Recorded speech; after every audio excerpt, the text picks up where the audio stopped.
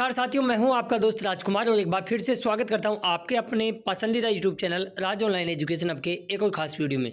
Important video है, बहुत ही important है, क्योंकि बेरोजगारी भत्ते का जो पोर्टल है वो आदर्श आचार संहिता यानी लोकसभा के चुनाव के कारण राज्य सरकार ने पूर्ण रूप से बंद कर दिया है, आगे नहीं बढ़ रहा है और बताया भी है कि ये बेरोजगारी भत्ते के ये काम नहीं होंगे और ये होंगे। और लोगों का पेमेंट आया, कल भी पेमेंट आया, किनका आया और हमारा कब आएगा? अब ये 2 महीने ये काम नहीं होंगे, बैठे रहो। भत्ता पोर्टल स्टॉप, अब आगे क्या करें? बिल पास और पेमेंट का क्या होगा? किसी का सेंडबैक आ रखा है उसका क्या होगा? नया फॉर्म भरेंगे उसका क्या होगा? इसके अलावा फॉर्म की नए अप्रूव होंगे या नहीं होंगे? इंटर्नशिप ज्वाइनिंग कर सकते कि नहीं कर सकते? चेंज करा सकते कि नहीं करा सकते?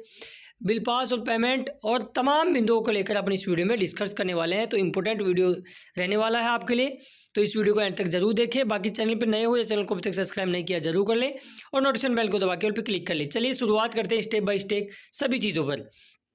साथियों, हाल ही में के अंदर लगभग 15 मार्च को पेमेंट आया था जयपुर ग्रामीण के अंदर आंगनबाड़ी कार्यकर्ताओं का। यदि आप जयपुर ग्रामीण से हो तो आप अपने नज़दीक आंगनबाड़ी कार्यकर्ता को पूछ सकते हो कि उसका 15 मार्च को पेमेंट आया कि नहीं आया। देखो, कार्यकर्ताओं का पेमेंट आ रहा है क्योंकि 4500 इसलिए है क्योंकि जो राज्य सरकार, इनको क्या होता है, 2 प्रकार से पेमेंट मिलता है। राज्य सरकार 4500 देती है, केंद्र सरकार 4554 रुपये देती है। उनको पूछ लेना आप, ठीक है। इनका पेमेंट आ गया। उसके बाद में कल दोस्तों समाज कल्याण की स्कॉलरशिप के पेमेंट आए हैं, ठीक है। 19 मार्च 2024 की डेट के अंदर आप यहाँ देख सकते हो। और इसके अलावा यदि हम बात करें 11 मार्च को पेंशन का पेमेंट आया है।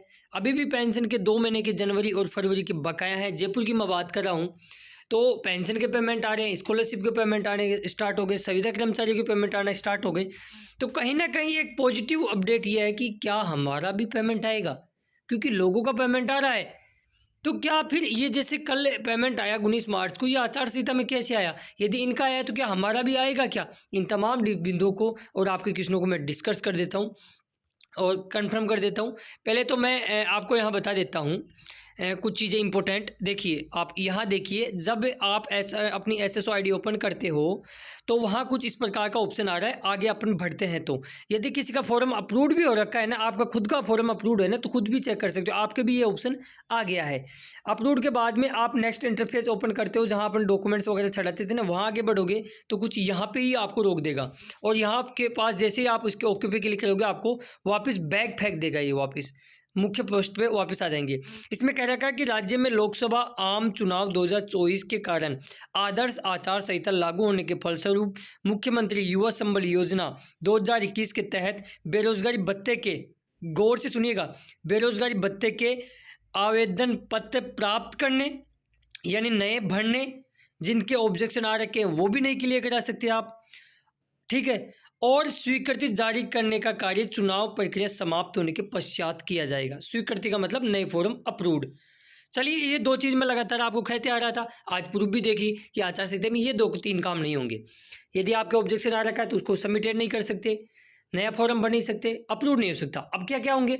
आपकी अटेंडेंस अपलोड होगी, बिल पास होंगे, पेमेंट भी आएंगे। जिस प्रकार आपने देखा कि स्कॉलरशिप का पेमेंट आया तो आपका भी पेमेंट आएगा, निश्चिंत रहिए। अब वो कब आएगा उस पर आगे हम चर्चा करते हैं।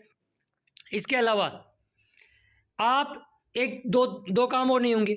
एक, जिनको अभी हाल ही में फॉर्म अप्रूव हुए थे 8 मार्च को या 14 मार्च को, तो उनको इंटर्नशिप यदि मिल गई है, काफ़ी लोगों को 8 मार्च वालों को तो लगभग मिल गई है, जिन्होंने पहले ज्वाइन कर ली थी 16 से पहले, तो उनको तो अटेंडेंस अपलोड करनी पड़ेगी। और लेकिन जिन्होंने नहीं की है तो वो अब आचार संहिता में ज्वाइनिंग नहीं कर सकते। तो एक बार अपने रोजगार कार्यालय में जाके आप उनको, क्योंकि अलग अलग जिला रोजगार कार्यालय के अलग अलग नियम है, तो वैसे तो काफ़ी लोग ज्वाइन करें क्योंकि हर किसी को पता नहीं होता है, तो वो काम भी नहीं होगा, ज्वाइनिंग का भी नहीं होता है इसमें, ठीक है, आचार संहिता में।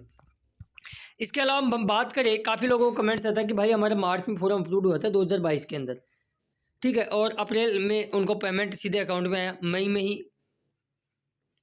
मई से कंटिन्यू आ रहा है उनका। तो देखिए, उससे मतलब नहीं है, मार्च का आपका फॉर्म अप्रूव हुआ और अप्रैल का पेमेंट नहीं आया, यदि किसी भी महीने का आपका पेमेंट नहीं आया है तो 181 पे ज़रूर कंप्लेंट नोट कराएं और अपने रोजगार कार्यालय में ज़रूर संपर्क करें। इसके अलावा ये कमेंट्स के माध्यम से आपको मैं डाउट क्लियर करता हूँ कि भैया मेरी आचार संहिता के 4 दिन पहले स्कूल अलॉट हुआ था, इंटर्नशिप ज्वाइनिंग कर नहीं पाया, तो अब क्या ज्वाइनिंग नहीं कर सकता? भत्ता स्टॉप तो नहीं हो जाएगा? देखो, यदि आपके अधिकारी कर्मचारी ज्वाइनिंग आपको कराते हैं तो वेल एंड गुड, ज्वाइनिंग करके उसको अपलोड कर दीजिएगा। वैसे नियम तो ये कहता है कि आचार संहिता में आप ज्वाइनिंग नहीं करा सकते, लेकिन वो करवाते हैं तो कर देना। यदि वो मना कर देते हैं कि आचार संहिता में नहीं होगा, तो मैं एक वीडियो बना रखा हूँ जिसमें हमने सभी जिला रोजगार कार्यालय के कॉन्टैक्ट नंबर दे रखा हूँ, आप उसको जाके प्लेलिस्ट में देख सकते हो। एक बार अपने रोजगार कार्यालय से भी कंफर्म जरूर कर लेना, क्योंकि अलग अलग रोजगार कार्यालय के अलग अलग नियम है। जयपुर में तो ये बोल दिया गया है कि आप 2 महीने बाद में जैसे आचार संहिता खत्म होगी तो आप ज्वाइनिंग कर सकते हो। इसके अलावा जैसे इनका किसी का जैसे ऐसे सेंडबैक आ रखा है, उसको आप क्लियर नहीं करा सकते, ठीक है, इस चीज़ का आप ध्यान रखेंगे। इसके अलावा एक महत्वपूर्ण चीज़ मैं आपको बता देता हूँ, जैसे इस बाई का फॉर्म अपलोड हुआ था सितंबर 2021 में। एग्जाम्पल के थ्रू मैं आपका ये क्लियर कर देता हूँ। जो लोग ये कहते हैं कि सर हमारा 2 साल पूरा हो गया, अटेंडेंस अपलोड करने का ऑप्शन आ रहा है, हम अपलोड कर रहे हैं, वेरीफाई भी हो रही है, सितंबर में हुआ था 2021 में, लेकिन इनका बिल बना फरवरी के अंदर, 1 फरवरी के लगभग जनवरी का बिल, इसका सितंबर का बिल बना था जयपुर के अंदर। तो इनका भत्ता अब स्टॉप कर दिया गया है। जैसे ही आपका जिस महीने में बिल बनता है उस महीने का, जैसे मान लो इन भाई साहब का नवंबर में फॉर्म अपलोड हुआ था, समझिएगा, ये सवाई माधोपुर का नवंबर के बिल अभी हाल ही में 14 के लगभग बने थे, 13 और 14 को। तो इनका 14 मार्च को स्टॉप कर दिया गया, ये कह के कि आपने 2 साल पूरा भत्ता ले लिया है।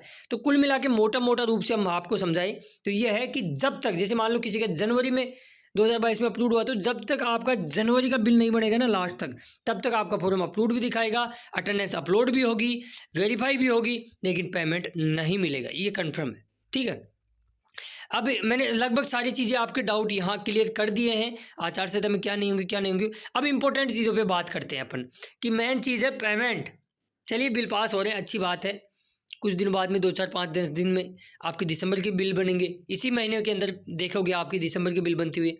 लेकिन मेन चीज़ ये है कि सर चलो बिल बन रहे हैं, वेल एंड गुड, अच्छी बात है, लेकिन पेमेंट 7 महीने से ऊपर हो गए भैया, पेमेंट क्यों नहीं आ रहा है? पेमेंट के लिए लगातार हमने मुहिम भी स्टार्ट की थी। लास्ट वीडियो में आपने देखा होगा, मुख्यमंत्री जी को भी हमने ज्ञापन दिया था, डॉक्टर करोड़ी लाल जी को भी दिया था। नेक्स्ट हम डिपार्टमेंट के मंत्री महोदय और वित्त विभाग के मंत्री जी से, डिप्टी सीएम से, इनसे भी मुलाकात जल्दी हम करने वाले हैं। अब देखो, राजनेता है, टाइम मिलेगा, वैसे ही संपर्क में हम लगातार बने हुए हैं। जैसे ही हमारे को वो समय देते हैं कि इतनी तारीख को आप आ जाइएगा, हम जल्दी उनके पास भी जाएंगे। तो मुहिम लगातार हम जारी रख रहे हैं, और जब तक स्टार्ट हमने की थी तो इसका मतलब ये नहीं था कि 1-2 लोगों को ये ज्ञापन दे के छोड़ दिया, नहीं, जब तक पेमेंट नहीं आएगा, जब तक आएगा नहीं तब तक छोड़ेंगे नहीं, ज्ञापन देते रहेंगे। और इस मुहिम को आप केवल इतना सहयोग कर सकते हो, आपको कहीं आने की जरूरत नहीं है, कहीं कि आप अपने लोकल विधायक को भी आप ज्ञापन दे सकते हो, और उसकी न्यूज़ प्रकाशित करवाइएगा न्यूज़पेपर में, और उसकी कॉपी हमको भी भेजिएगा, ताकि हम सार्वजनिक रूप से बड़े स्तर पे लोगों को बता सकें, लोग मोटिवेट हो और इस काम को करें। और इसके अलावा एक काम और कर सकते हो आप, यदि इस मुहिम को ज़्यादा आगे लार्ज स्तर पर लेना चाहते हो, इस वीडियो को अपने दोस्तों मित्र मंडल में शेयर ज़रूर कर दें, ताकि वो लोग भी इस मुहिम से जुड़ सके। और ये सारी चीज़ें थी जो मुझे लगा कि आपके डाउट क्लियर करनी चाहिए। देखिए, पेमेंट मेरे भी हाथ में नहीं भैया, काफ़ी लोग बोलते हैं कि सिर्फ पेमेंट आएगा तभी वीडियो बनाना। अरे भैया, आपका पेमेंट का वीडियो है, लेकिन जिनका अप्रूव हुआ उनको बारे में भी सूचना देना जरूरी है। काफ़ी लोग परेशान इस वजह से हो रहे हैं कि उनके 2 साल पूरे हो गए, फिर भी अटेंडेंस अपलोड करें। तो देखो, सभी के डाउट क्लियर करना भी ज़रूरी हो जाता है। तो जो साथी चैनल को अभी तक सब्सक्राइब नहीं किया, जरूर कर लें, नोटिफिकेशन बेल को दबा के ऑल पे क्लिक करें। धन्यवाद, जय हिंद, जय भारत, जय राजस्थान। मिलेंगे नेक्स्ट वीडियो में खास अपडेट।